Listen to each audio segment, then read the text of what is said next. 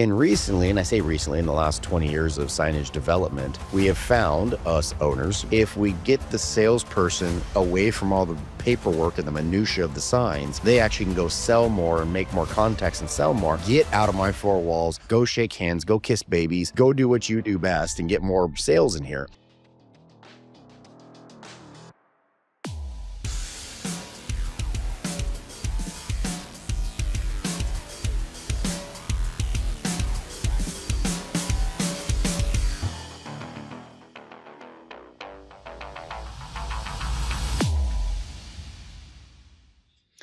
Hey, welcome back to the AC Method. This is your host, Aaron Clippinger, talking about all things signage, business development, and all in between. I have been trying to get this gentleman on this podcast now for about a month and a half. We've always had a great conversation. And then when we went to go record a couple of weeks ago, of course, all computers failed miserably and we couldn't touch base. So this is awesome. We finally got everything working. We're both giggling with the fact that technology has come back to help us. Wade, thank you so much for being on the show. How you doing today? It's my pleasure to be here. Thanks so much for having me. I'm doing great. Great day to be alive. It is. It is a great day. When him and I were talking quite a bit, we're always talking about all the different things that, he's been through, been in the industry for 30 years, been in his company with Strategic Factory for 8.5, going on 9 years. And, when you've been in the industry that long, we always have so much to talk about, so many different things. We trade war stories for hours and hours. It's actually funny. Last week, I was up north in a company in Los Angeles, and the owner and I were like kindred spirits. We just knew each other really well. We started laughing. We told war stories almost every single night, just giggling and laughing at all the predicaments we're in. But with you and I, one of the things that we really kind of caught on, we want to talk a lot about was project management and what happens after the sell. And from my perspective, what I always see is, you always have the sign companies where the salesman goes out there, they find the client, they kill the job, so to speak, they sell it. And then afterwards, and the salesperson does all the project management. They get the permits, they launch it to the shop, they explain to the shop what they need, and at the end, they turn it into accounting. And your salesperson is kind of an all-in-one. And recently, and I say recently, in the last 20 years of signage development, we have found, us owners, we have found that if we get the salesperson away from all the paperwork and the minutia of the signs, they actually can go sell more and make more contacts and sell more. And we can get a whole team aftermath, i.e. project managers, to take the project. And it sounds awesome on paper, but it's just not that easy, is it? Definitely isn't. I mean, we've got a huge, I think, challenge in this industry overall, that project management, finding them, training them, getting them up to speed on where they need to be is difficult. On one level, I almost hate the term project manager, because I'm sure you've had this same situation as I do. You put an ad out for a project manager, you get IT people, you get construction management people, you get all sorts of stuff. And so there's this really broad title for people, and it's a broad job, certainly, of being able to manage a project successfully, but we need to find a better way of tackling and a better way of hanging on to these people and getting them up to speed. Developing them in the house if we need to, I think, is great. A great option as well.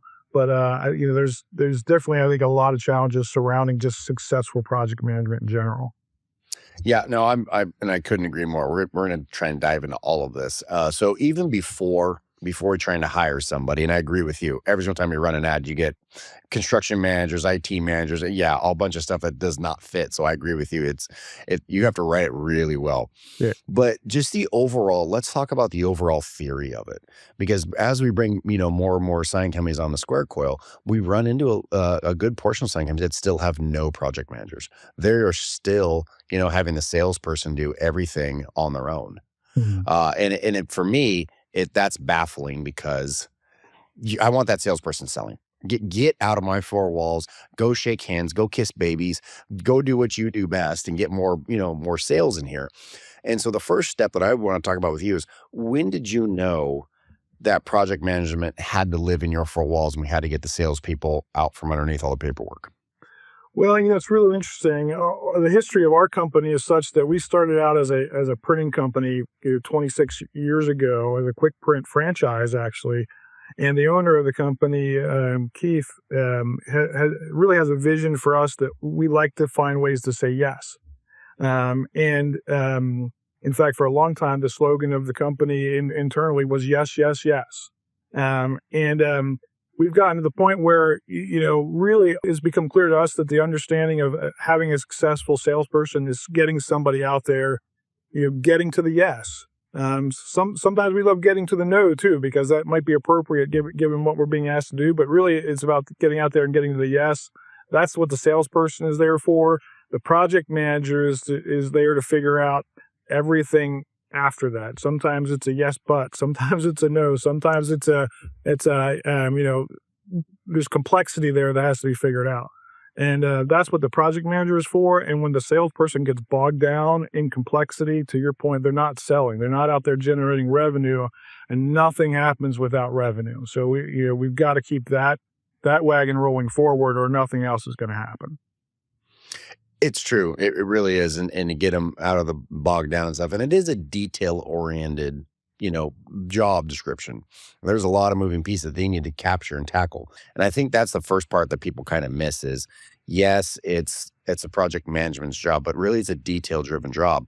And I when I go into sign companies, I see them literally grab paper and they go, checkbox, checkbox. Okay, your problem.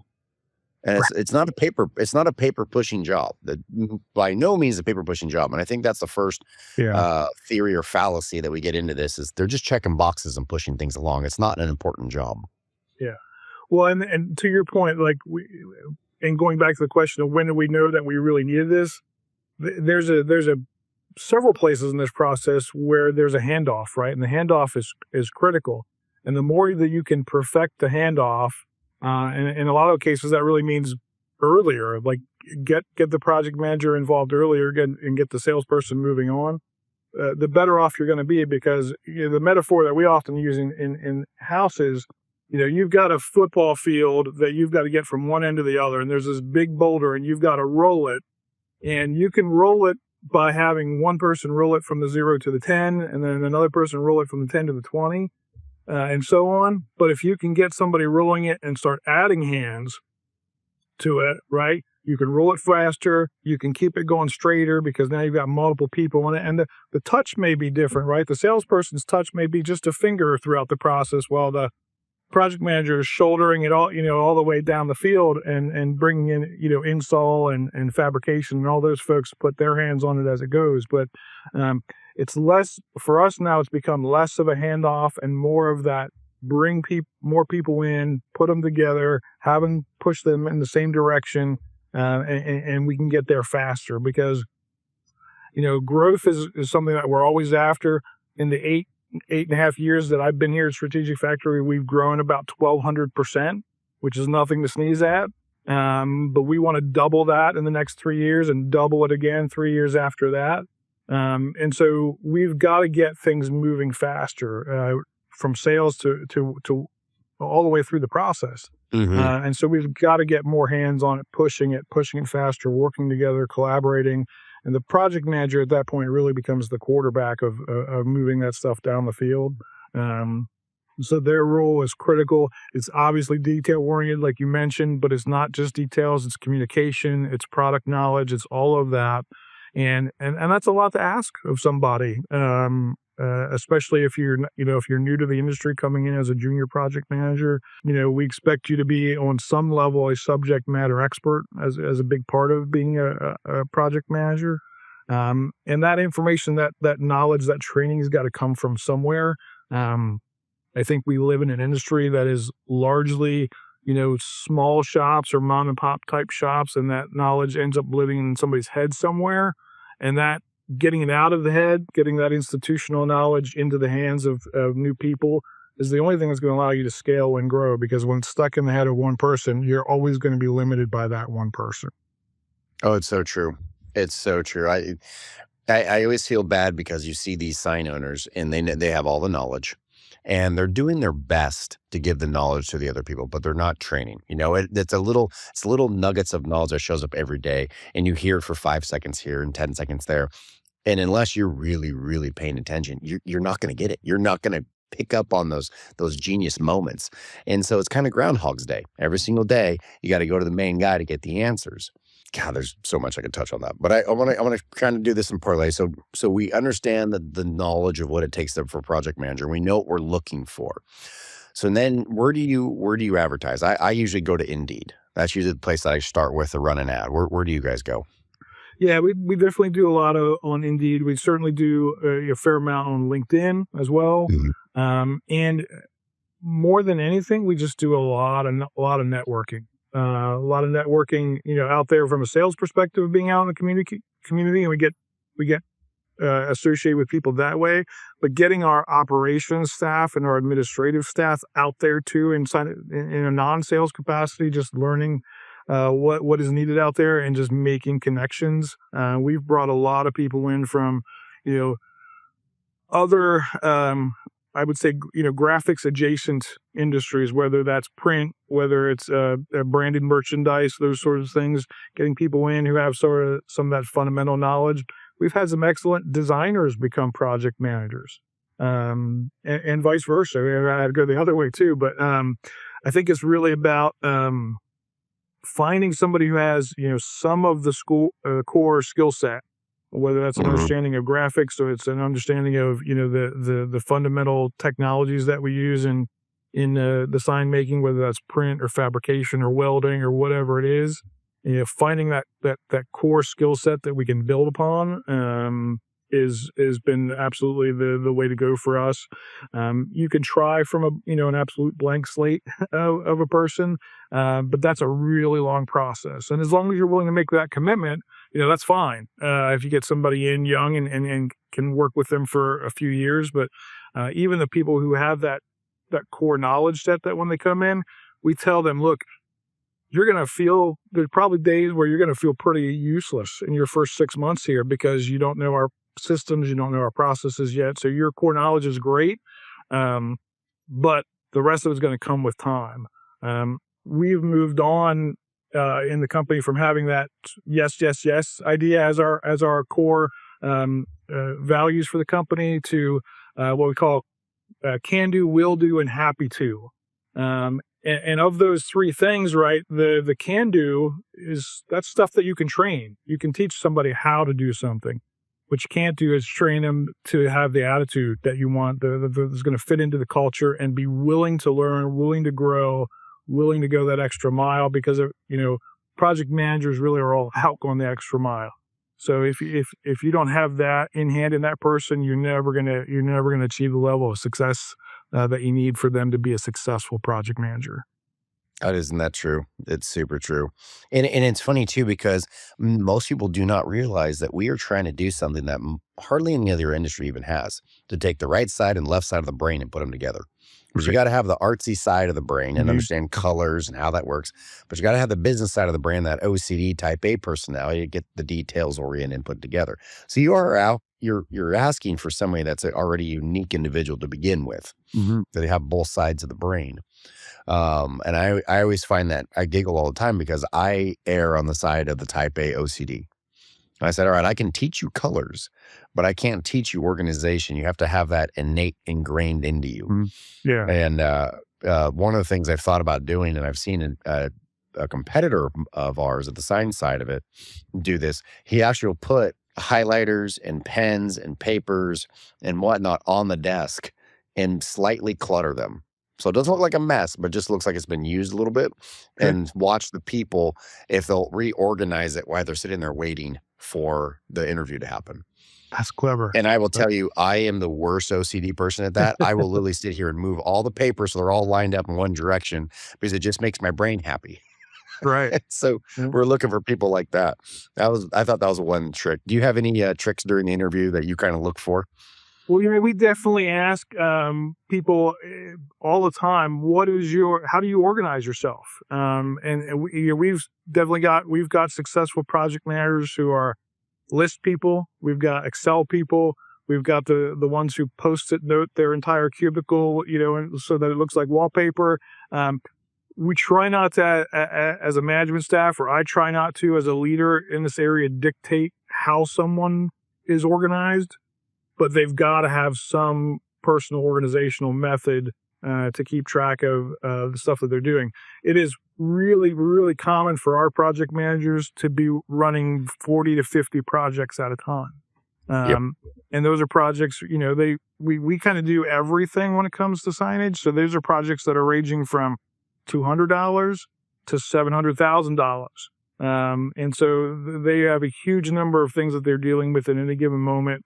And without some level of personal organization, they're going to fail. And we can provide tools and resources for them, whether it's, a project management tool, whether it's databases, whether it's, Outlook, or however they choose to organize it, whether they're a calendar person or an inbox person or whatever. But they've got to have the initiative and the desire to do it on their own. And so we ask them that, how do you organize yourself? And if they stumble on that question, it's a big red flag for us. Absolutely. I would agree. I completely agree on that one. And at first, I was the same as you. As long as they know how to organize their own style, I'm okay with that. And I hate to say it, but I allowed too much slop in what they thought was organization, what I thought was organization.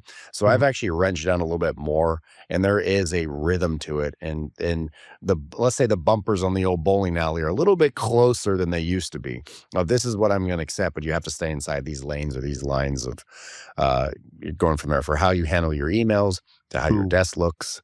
And one thing in the office, I will never allow finished product to stack up against somebody's desk. Not going to happen. You have to go outside, get it, go ship it, but do not, by any means, do not try to drag it into the office and have it sit there. Yeah. Well, there's a definite kind of trust but verify component to what we do, right? We have, we have about 13 project managers on the team right now. And 13 people over the course of a year, they're taking time off. They've got their weeks of vacation and stuff. And so we insist that a project manager here has to have kind of an ongoing report ready at any given moment to pass off to their buddy. Everybody's got a buddy on the team. And when there is when you're going to be out for more than a day, you've got to have a stand-up meeting with your buddy as well as me before you go, so that we understand where your projects are at and how to keep them moving, because our customers expect that things are going to keep moving regardless of whether you're taking a few days off or whatever. So the beast has got to be fed. When it comes to the machinery in the back, when it comes to the fabricators working, the beast has always got to be fed. And so things have to keep moving. Can't stall out. There's just too much to do. I would agree. I agree 100%. There's just too much going on. That was one of the key things when we were building SquareQuill years and years ago, was how do we make this system loose enough to gather every single type of sign project that's out there, but tight enough that we have a flow to where we understand where each piece is. And then whatever we did is I have 3 project managers right now at the sign company. And I said, all 3 of you guys got to walk, talk, act, squawk the same. You got to look the same. You can't be an army of one. You guys all have to be united. So whatever you decide to do as a team, all 3 of you have to adopt it. And so that way, when somebody's sick or ill, when you log right on the SquareQuill, you see exactly where they're at and keep moving the pieces forward. Yeah. And that was such a key at the end of the day, was I didn't want to force feed my organization down their throat, but we had to be a smooth oiled machine. And so it's almost kind of like, hey, make your own rules and regulations yourself, and then we're going to govern you by the rules and regs that you 3 decide together. Yeah, we're very similar kind of in that respect. We talk about SOPs a lot in our company, and we use it, I think, a little differently than everybody else does. We have kind of 3 tiers when we talk about SOPs. We've got our standard operating philosophy, and that comes down from the ownership of the company. That's the vision that they have as how things are going to operate. Then we've got our standard operating procedures, and that's where I dictate, this is how the workflow is going to work. Like, this is how we make sure that every department gets what they need as far as the deliverable. But when we get down to the technical level, the tactical level of, here are our standard operating processes, those we put in front of the team and we workshop them as a team, because, as often as in my career as I project manage stuff, I'm not doing it every day anymore. I certainly haven't done it for, a number of years at this point for the most part. So these are the guys that are in the trenches. They know what works. My job is to help them see how the rest of the team is affected by what they're choosing as a standard operating process. But, when it comes to the pure tactical of it, they know where to put the paperwork. They know where in the computer system to enter the specific pieces of data. They've got a good sense of it. They're interacting with the fabrication staff and the production staff every day. They're interacting with the installers every day. So they have a lot of say when it comes to that tactical level, that standard operating process. But we can always look at those processes too and roll them up to the procedures and roll them up to the philosophy to make sure that the whole system works in tandem, and that everything that we're trying to do from a vision standpoint in the company is supported all the way down to the tactical level of the things that we're choosing to do every day to make sure that the trains run on time. So I've talked about this in other podcasts, and I love where your head went on this one. Most people are a mom and pop shop. The football gets fumbled, everybody jumps on the football, does the best they can, Right. but there's no real organization to it. And Yeah. and I always call that stage one or beginning business or mom and pop business. Mhm. And then stage two of a business, in my mind, the more mature companies, they have a philosophy. They have an overall premise of where they're going. Every single person is rowing in the same direction. And then you have the very mature companies like Apple and like Disneyland, where they have their 90 different set words they're only allowed to say, and they all walk and talk and act squawk the same so much that there's even no human personality in it. And Mhm. in the Yeah. signage world, being the creative souls that we are, I highly doubt a level 3 company in the signage world is going to do very well. But I do think that second level, what you were just talking about, well, hey, here's the philosophy, and then below that's SOPs. We can go granular, but when the granular doesn't work, go back to the philosophy and aim it the best you can. And that is something that sign owners, the owners know that information, but the team below them do not know that information. So Mhm. that you touched on something really good. How do you guys take that philosophy and really explain it to the team and re-energize them? And how often do you need to re-energize your team? Just want to take a moment to talk about Square Coil here. Square Coil has been powering the signage industry since 2011, and we're only growing bigger and better and stronger every single day. Some of the latest updates have just made my life a lot easier. I'm sure it's going to make your life a lot easier. So if you haven't checked us out, go ahead and get on our website, squarecoil.com. Take a look. And if you have an outdated key, an old software program that's going to be closing its doors this year, definitely take a look at us, because we can make that transition real simple for you.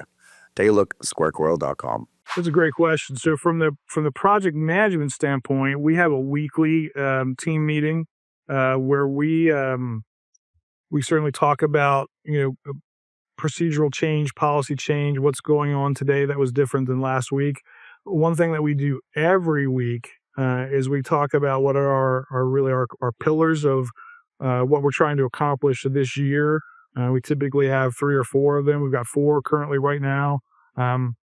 We talk about them at the beginning of every meeting. We sort of do a kind of a roll call. They have to come forward and say what they are. They have to remember them to make sure that they're engaged with them.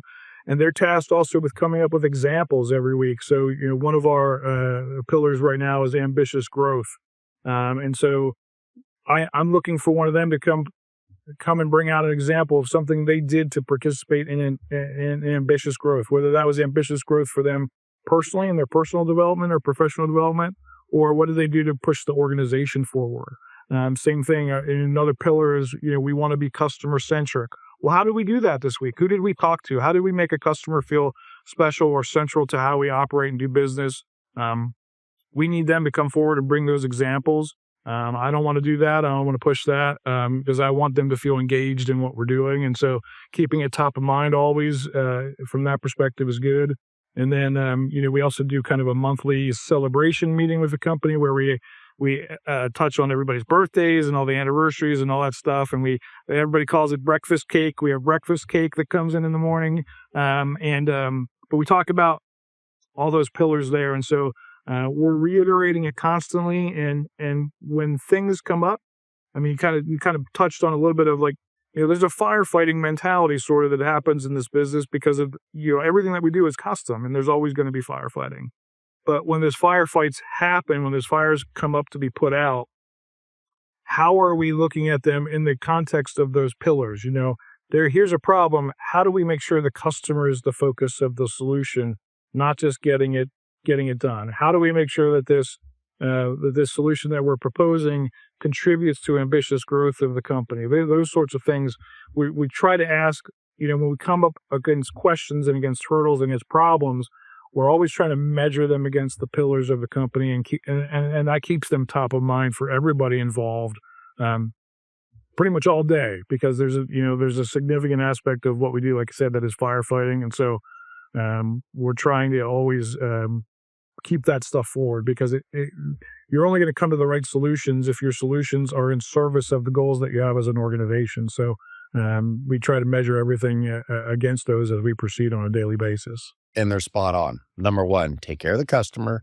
Number two, make sure it also takes care of the company. I mean, Yeah. that's it in a nutshell.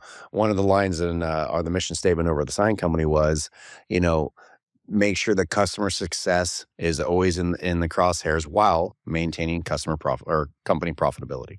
Mm-hmm. You're like, hey, take care of the customer, but don't deep six us in the process. Right.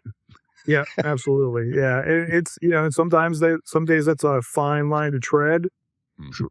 We don't bring people in that are not customer service oriented. That's definitely part of the culture. So there's still sort of that yes, yes, yes mentality that existed from the legacy. But we do say, often, kind of that yes, but we want to get this to you, but here are the limitations. Here are the reasons why, Mr. Customer, you think you want this. But we're telling you, what you want is this, because you're really asking for a solution, and you think maybe that a certain material or a certain type of sign is the answer to that. But we're really here to help you get to the solution, not to the specific material, not the specific product, sometimes not even the specific date. But we're here to really help you get to the solution. So a big part of our front end conversation with customers really is, what is the solution to the problem that you have? Every sign is the guys back here, they get sick of me saying it, but every sign is a solution to a problem. Usually the problem is, how do I get more attention for my business, right? But sometimes it's, how do I make sure that somebody doesn't walk off the cliff over here, or doesn't touch the electric fence, or whatever it is. If we don't understand what that problem is, we're not going to offer the right solution. So we need to be asking those questions up front, so that as we move forward, the things that we're proposing contribute to their solution in support of our goals. And if we can bring those things together, it's a win for everybody. I would agree. Totally agree. Well, I love the philosophy on that one. Let's backtrack a little bit. We got a project manager. We've hired somebody. We believe they're good, and we got stars in their eyes. We're excited they show up on day one. How do you train a PM for the first couple of weeks? What does that look like in your four walls? Excellent. So we have a very, what I would call a rigorous and really well thought out orientation process for folks.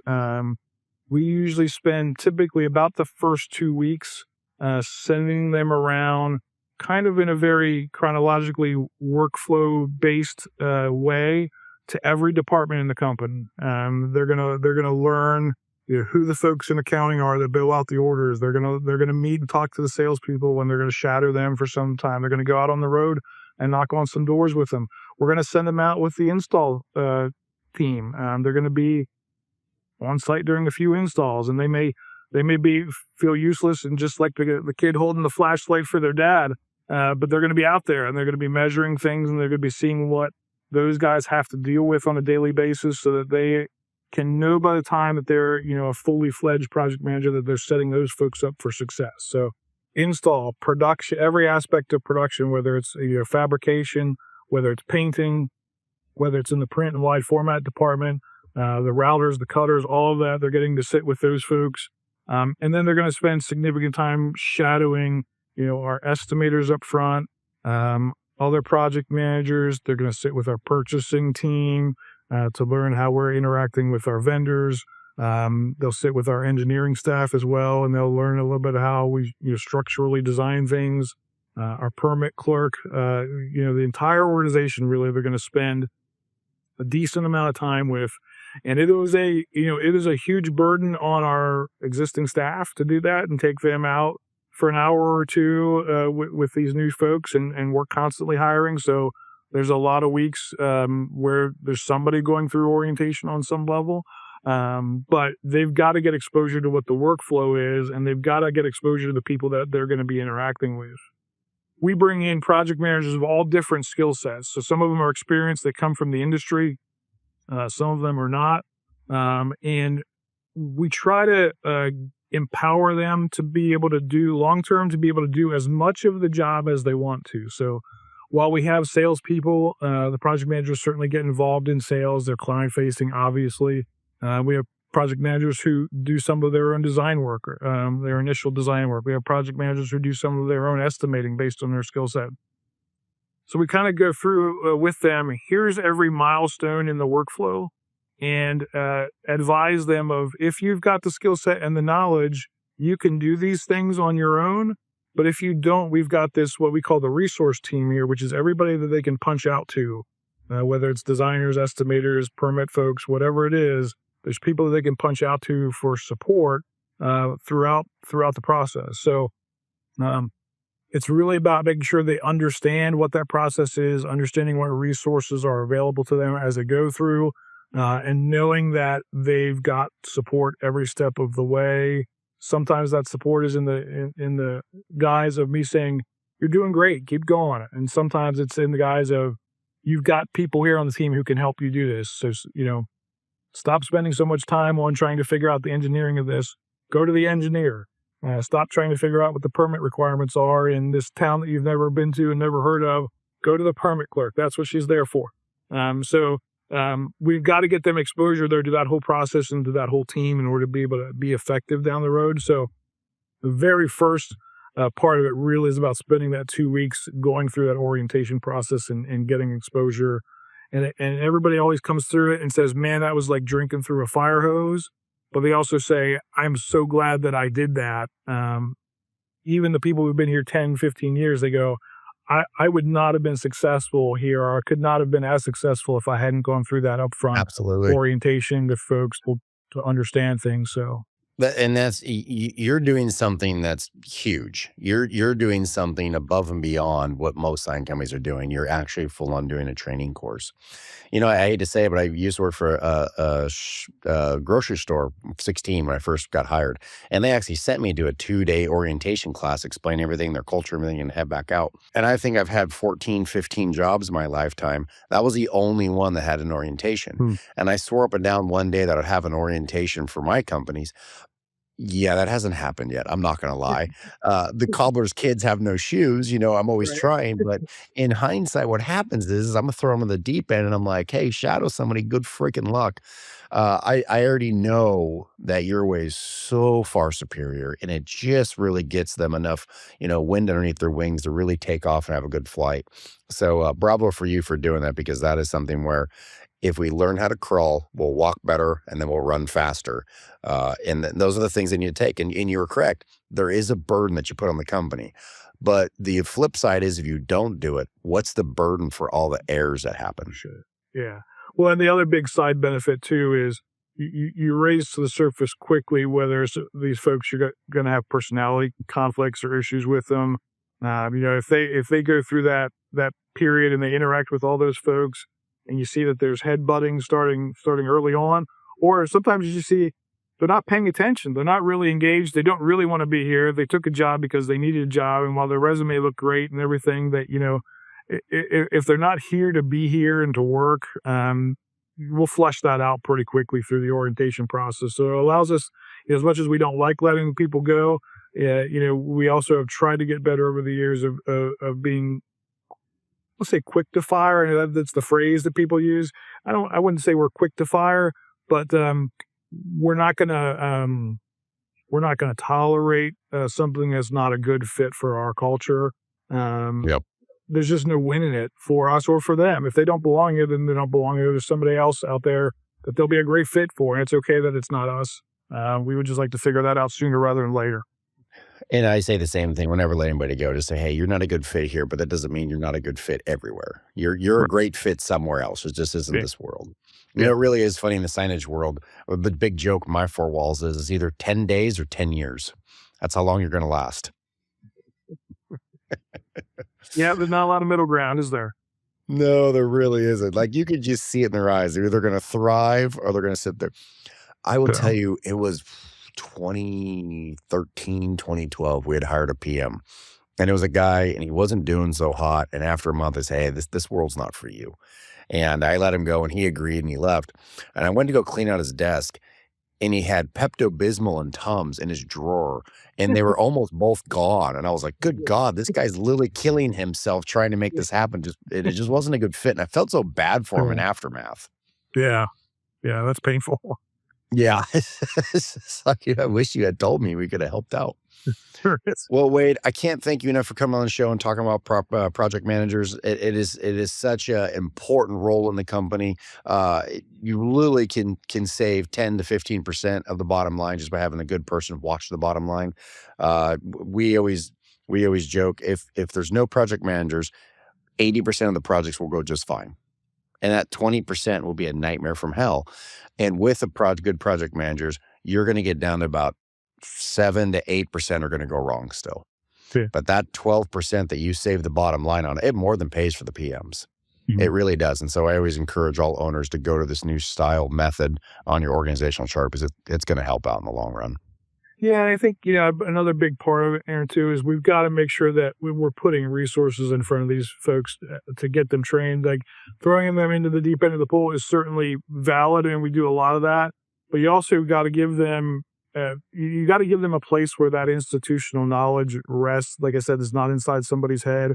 We have developed essentially what I'm going to call a company wiki, sort of, for signage.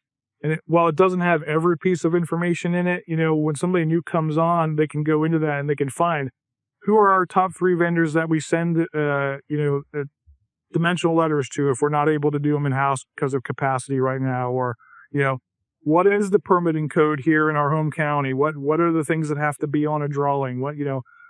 We want to make sure that stuff is accessible. We do it for their sanity. We do it for my sanity, right? Because otherwise, I've got a line of 20 people out the door asking questions.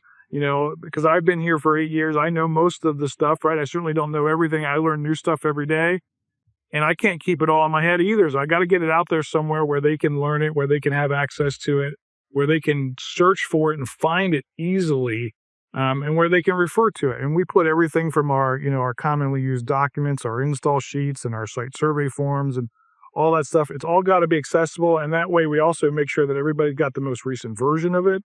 There's no legacy stored copies of it, because we are in a constant state of evolution, right? The key word is, successful business typically doesn't get successful through revolution, right? It gets there through evolution. And so we're constantly changing our processes, and refining them. I mean, they're not huge swings. Generally, we do a lot of 1% changes to try to make things a little bit better. But we want to make sure everybody's got the most recent version of the information, the most recent SOP, the most recent version of a document. We put videos up in there. Like, here's where you go in the system to do this. Here's the thing that you click on to accomplish you're getting your quote sheet out, or getting a calculation on something. So we try to build infrastructure that's there, so that not only are they getting it from the person that they're shadowing and from the deep end of the pool, but they've got this library of information to look at and try to get educated themselves.